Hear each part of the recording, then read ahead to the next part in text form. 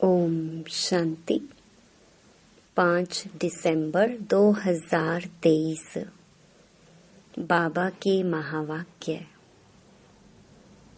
मीठे बच्चे, कल्याणकारी बाप अभी तुम्हारा ऐसा कल्याण कर देते हैं जो कभी रोना ना पड़े। रोना अकल्याण व देह अभिमान की निशानी है। प्रश्न: किस अटल भावी को जानते हुए तुम्हें सदा निश्चिंत रहना है? उत्तर: तुम जानते हो कि इस पुरानी दुनिया का विनाश अवश्य होना है। भल पीस के लिए प्रयास करते रहते हैं, लेकिन नर चाहत कुछ और। कितना भी कोशिश करें, यह भावी टल नहीं सकती। नेचुरल कैलेमिटीज आदि भी होनी है। तुम्हें नशा है कि हमने ईश्वरीय गोद ली है। जो साक्षात्कार किए हैं वह सब प्रैक्टिकल में होना ही है। इसीलिए तुम सदा निश्चिंत रहते हो। ओम शांति। विश्व में मनुष्यों की बुद्धि में भक्ति मार्ग का ही गायन है, क्योंकि अभी भक्ति मार्ग चल रहा है। यहाँ फिर भक्ति का गायन नहीं है, यहाँ तो बाप का गायन है। बाप की महिमा करनी होती है, जिस बाप से इतना ऊंच वर्षा मिलता है। भक्ति में सुख नहीं है। भक्ति में रहते हुए भी याद तो स्वर्ग को करते हैं ना। मनुष्य मरते हैं तो कहते हैं स्वर्गवासी हुआ, तो खुश होना चाहिए ना। जबकि स्वर्ग में जन्म लेते तो फिर रोने की तो दरकार नहीं। वास्तव में यह सच्ची बात तो है नहीं कि स्वर्गवासी हुआ, इसलिए रोते रहते हैं। अब इन रोने वालों का कल्याण कैसे हो? रोना दुख की निशानी है। मनुष्य रोते तो है ना।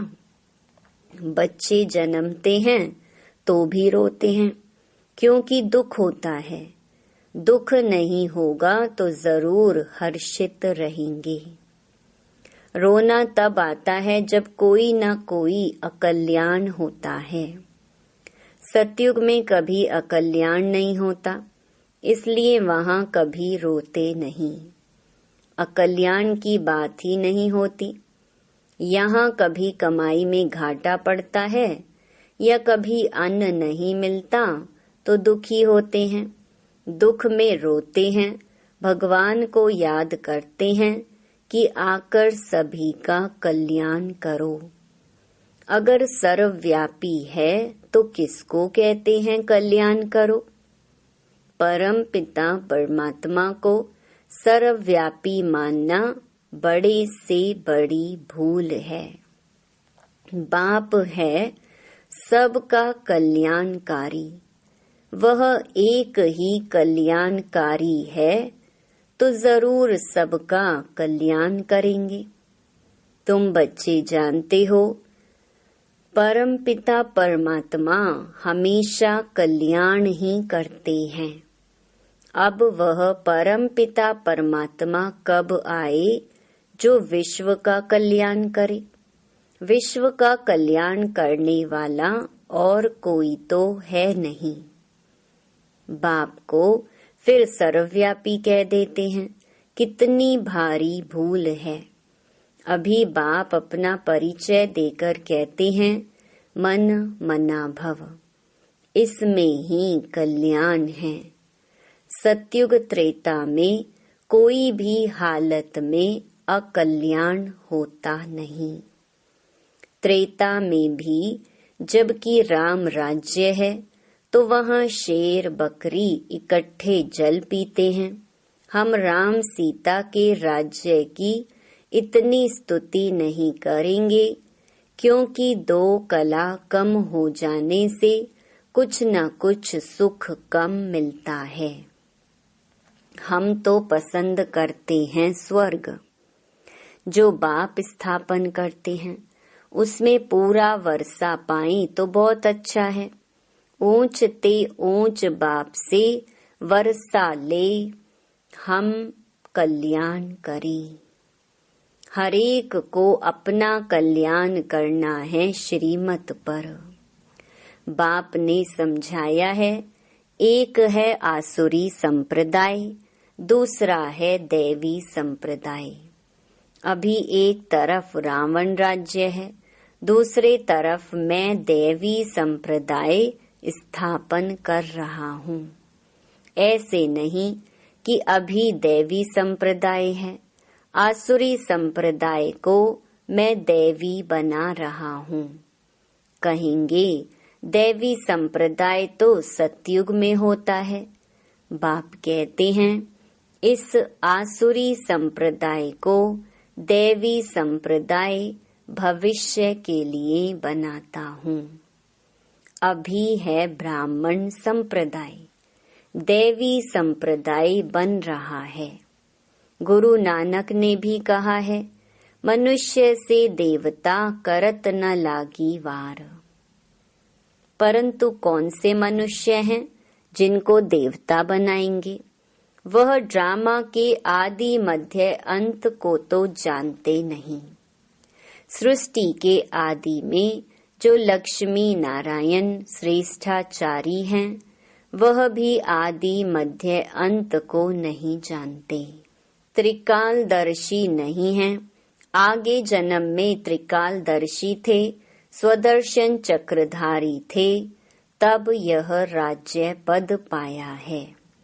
उन्होंने फिर स्वदर्शन चक्र दे दिया है विष्णु को। तो यह भी समझाना है कि स्वदर्शन चक्रधारी ब्राह्मण हैं तो मनुष्य आश्चर्य खाएंगे। वह तो श्री कृष्ण को भी कह देते, विष्णु को भी कह देते। यह तो जानते नहीं कि विष्णु के 2 रूप लक्ष्मी नारायण हैं। हम भी नहीं जानते थे। मनुष्य तो हर बात में कह देते हैं भावी। जो होने वाला है उसको कोई टाल नहीं सकते। यह तो ड्रामा है। तो पहले पहले बाप का परिचय दें या ड्रामा का राज समझाएं? सो भी जब बाबा की याद हो, पहले पहले बाप का परिचय देना चाहिए। बेहद का बाबा शिव बाबा तो मशहूर है, रुद्र बाबा भी नहीं कहते। शिव बाबा नामी ग्रामी हैं। बाप ने समझाया है कि जहाँ तहाँ भक्त हैं, उन्हों को जाकर समझाओ। अखबार में पढ़ा था, मनुष्य कहते हैं कि हिमालय की इतनी मल्टी मिलियन एज है। अब हिमालय की कोई आयु होती है क्या? यह तो सदैव है ही। हिमालय कभी गुम होता है क्या? यह भारत भी अनादि है। कब रचा गया उसकी एज नहीं निकाल सकते। वैसे हिमालय के लिए भी नहीं कह सकते कि यह कब से है। इस हिमालय पहाड़ की आयु गिनी नहीं जाती। ऐसे थोड़े ही कहेंगे कि आकाश की व समुद्र की आयु इतनी है। हिमालय की आयु कहते हैं तो समुद्र की भी बताएं। कुछ भी जानते नहीं। यहाँ तो तुमको बाप से वर्षा पाना है। यह है ईश्वरीय फैमिली। तुम जानते हो, बाप का बनने से स्वर्ग का मालिक बनते हैं। एक राजा जनक की बात नहीं। जीवन मुक्ति में अथवा राम राज्य में तो बहुत होंगे ना। सबको जीवन मुक्ति मिली होगी। तुम सेकंड में मुक्ति, जीवन मुक्ति पाने के पुरुषार्थी हो। बच्चा बने हो, मम्मा बाबा कहते हो, जीवन मुक्ति तो मिलेगी ना। समझ सकते हैं, प्रजा तो ढेर की ढेर बनती जाती है, दिन प्रतिदिन प्रभाव तो निकलना है ना। यह धर्म की स्थापना करना बड़ी मेहनत है। वह तो ऊपर से आकर स्थापना करते हैं, उनके पिछाड़ी ऊपर से आते जाते हैं।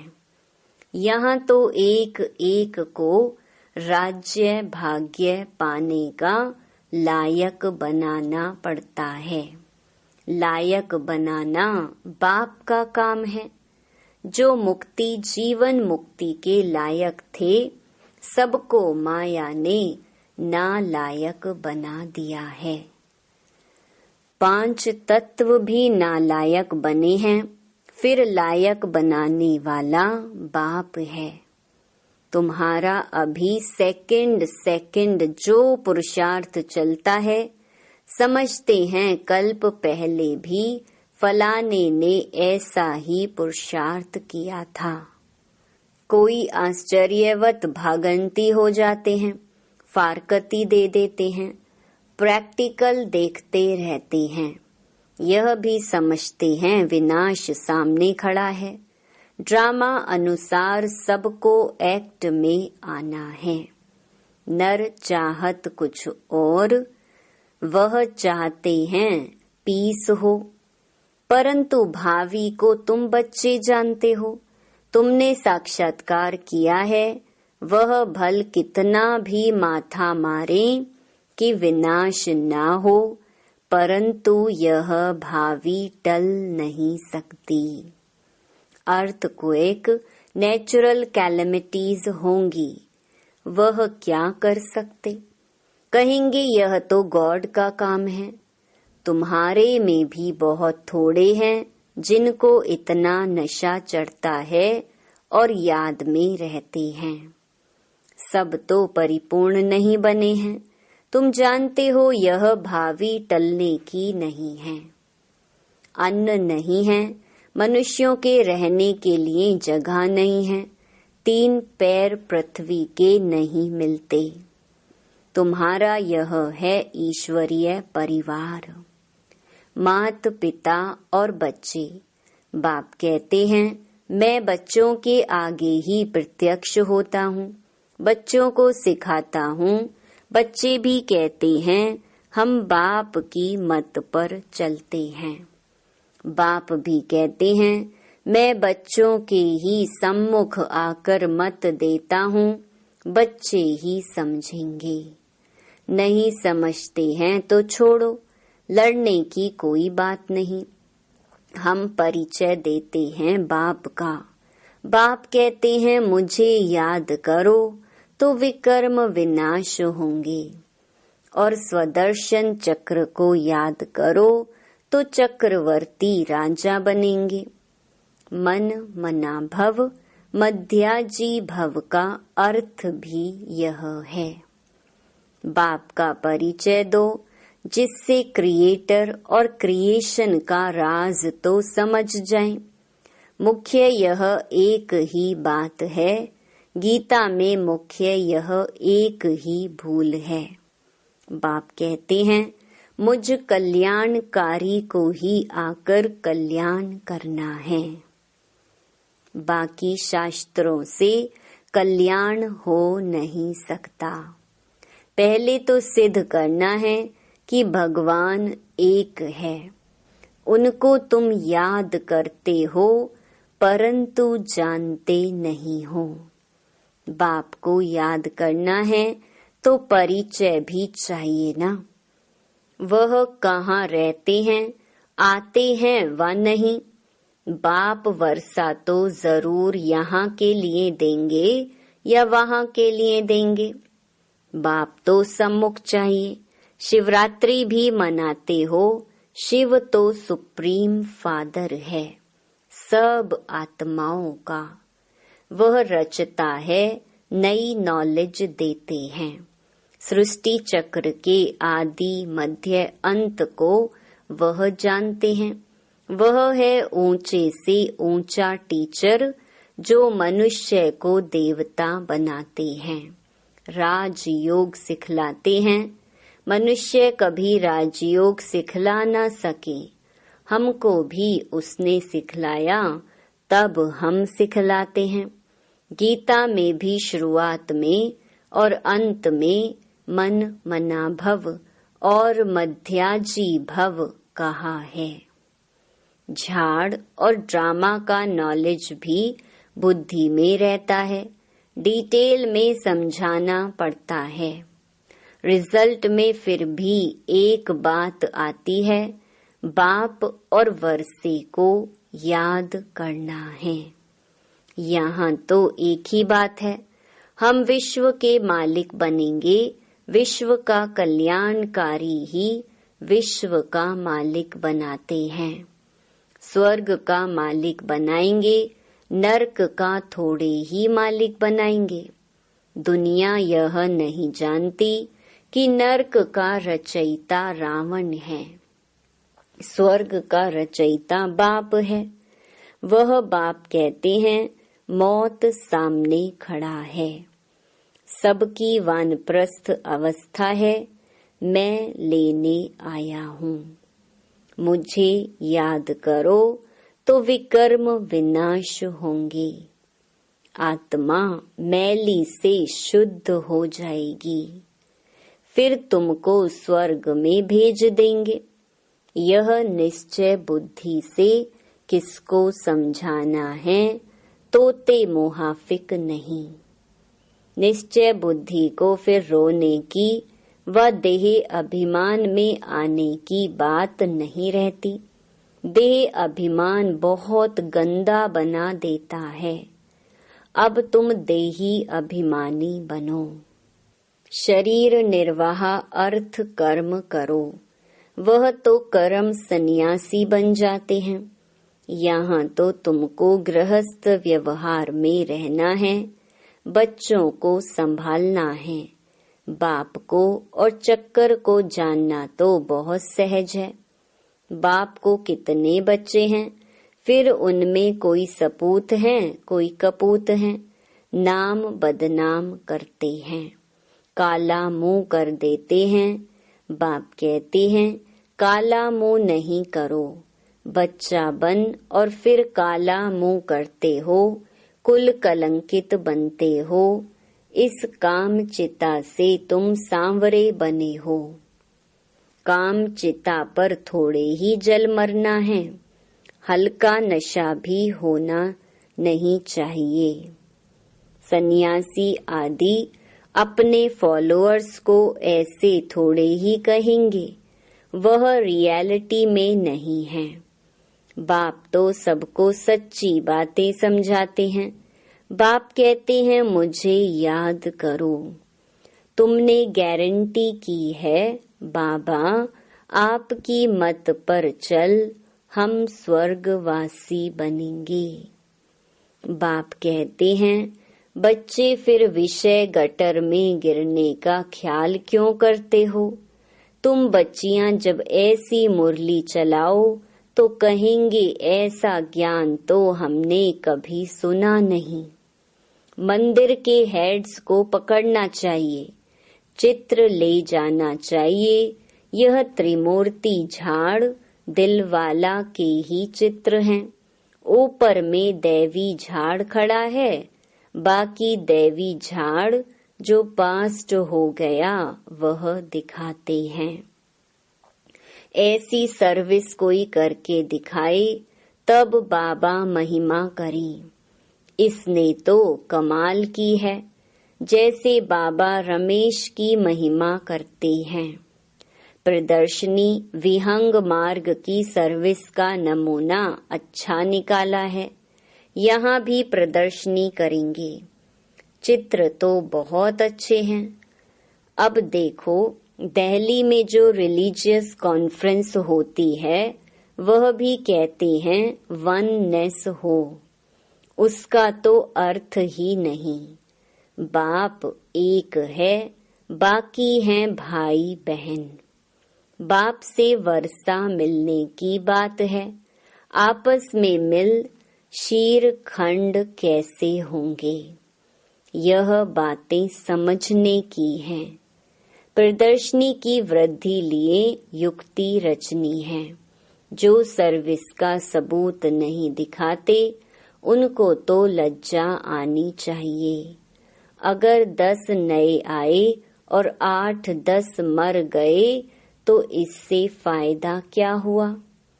अच्छा, मीठे मीठे सिकिलधे बच्चों प्रति माता पिता बाप दादा का याद प्यार और गुड मॉर्निंग।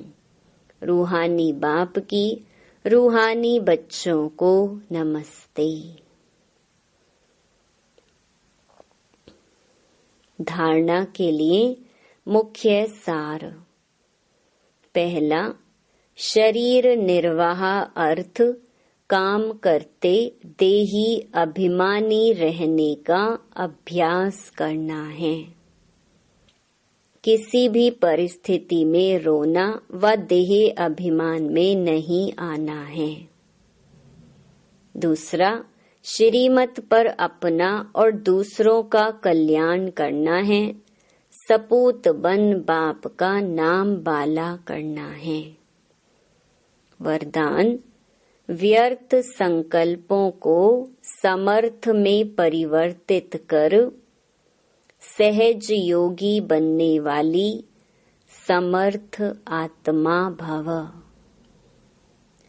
कई बच्चे सोचते हैं कि मेरा पाठ तो इतना दिखाई नहीं देता, योग तो लगता नहीं, अशरीरी होते नहीं। यह है व्यर्थ संकल्प।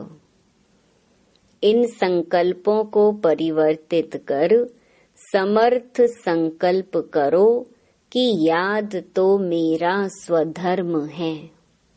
मैं ही कल्प कल्प का सहज योगी हूँ। मैं योगी नहीं बनूंगा तो कौन बनेगा। कभी ऐसे नहीं सोचो कि क्या करूं, मेरा शरीर तो चल नहीं सकता, यह पुराना शरीर तो बेकार है।